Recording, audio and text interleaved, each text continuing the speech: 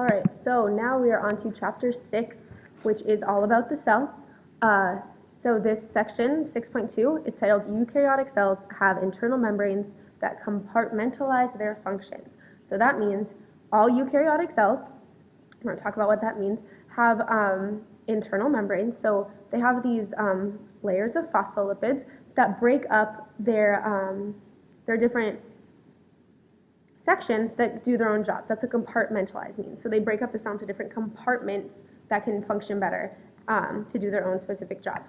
So the basic structural and functional unit of every organism is one of two types of cells. So you guys know that cells are the basic unit of life, but there's two specific kinds, prokaryotic and eukaryotic. And of the three domains of life, which are bacteria, archaea, and eukarya, we kind of skimmed over this, but bacteria and archaea have prokaryotic cells, and protists, animals, fungi, and plants are all eukaryotic cells. So let's talk about what that means. So before we split up the two groups into the differences, let's talk about some basic characteristics of all cells. All cells have a plasma membrane, meaning an outside. If they didn't have a plasma membrane, they wouldn't be a cell, because what would be holding them together? So all cells have a plasma membrane. All cells have a semi-fluid substance called cytosol. Probably heard this called cytoplasm before. It is the cytoplasm. It's made of cytosol, whatever we want to call it, cytoplasm, cytosol, same thing. But they all have this stuff on the inside of the cell, kind of like the jelly that holds it all together. They all have chromosomes, so that's very important. They all have genetic information, and it's stored as chromosomes. Chromosomes are going to be of different structures, but they all have chromosomes. And they all have ribosomes to make proteins, because without ribosomes, we would have no proteins, and we know that proteins perform all the functions and regulate all cellular processes, meaning act as enzymes inside our cells. So every single living thing, every single cell has all four of those things, so remember that. Prokaryotic cells, we are not, so we do not have any prokaryotic cells that are human. Of the bacteria living in your body, there's prokaryotic cells, but human cells are not prokaryotic. Pro means before, and karyo means nucleus in this case, so prokaryotic cells means before a nucleus. So these were the original cells, and they don't have a nucleus. So that's very important. That's the main difference between prokaryotic and eukaryotic cells, is that prokaryotic cells have no nucleus. And so they still have DNA, but instead it's kept inside this unbound region inside the cell right here called the nucleoid. So it's just kind of like, it's all clumped together in what's called a nucleoid, but it is not a nucleus. They have no membrane-bound organelles, which means that none of their organelles are kept in by a membrane. There's a lot of those inside eukaryotic cells that are, but prokaryotic cells do not have those. And the cytoplasm, or the cytosol, is kept in by a plasma membrane. So they do have a plasma membrane and a cytosol. So this is what a basic prokaryotic cell looks like. Well, this is a typical rod-shaped bacterium. We can see the nucleoid inside here. This is where their chromosomes are. Notice they're not shaped like X's like ours, but they are there. They generally have a cell wall. Right inside that cell wall is the plasma membrane, and then they also have ribosomes, these external structures we'll talk about much later.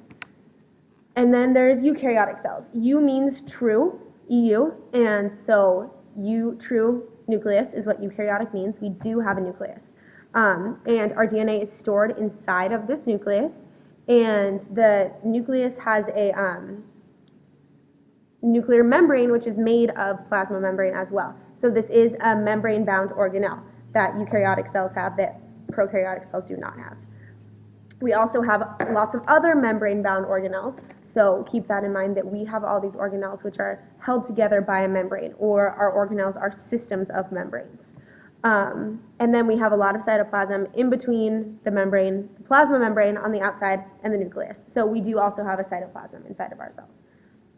And eukaryotic cells are generally much larger than prokaryotic cells because we have more things to do more jobs, so we can get a little bigger.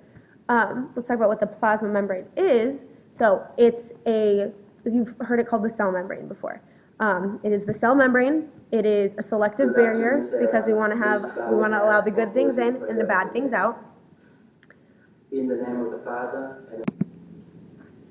So it allows good things in bad things out. It's very important that it's selectively permeable, so we don't allow things we don't want inside our cells inside. It does a pretty good job of that.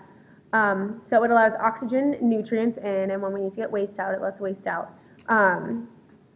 And this is where our phospholipids come in. Remember, our glycerol attached to two fatty acids with a phosphate on the other side. Our phospholipids are what make up the cell membrane. So it's usually a double layer of phospholipids because, remember, fatty acids, lipids, are hydrophobic because they're nonpolar, so they hide on the inside, while the phosphates, remember, they have a charge on them.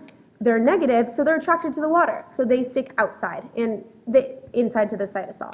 So the hydrophobic parts are on the inside, the hydrophilic parts are on the outside. Then there's a lot of other things, proteins, side chains. We'll talk about that when we get to a different chapter. And it's really important to note that cells cannot get to be very big. That's why as we get older, so we start off as babies and then grow into adults, our cell sizes don't really change. What happens is the number of cells that we have changes because our cells can't get to be very large because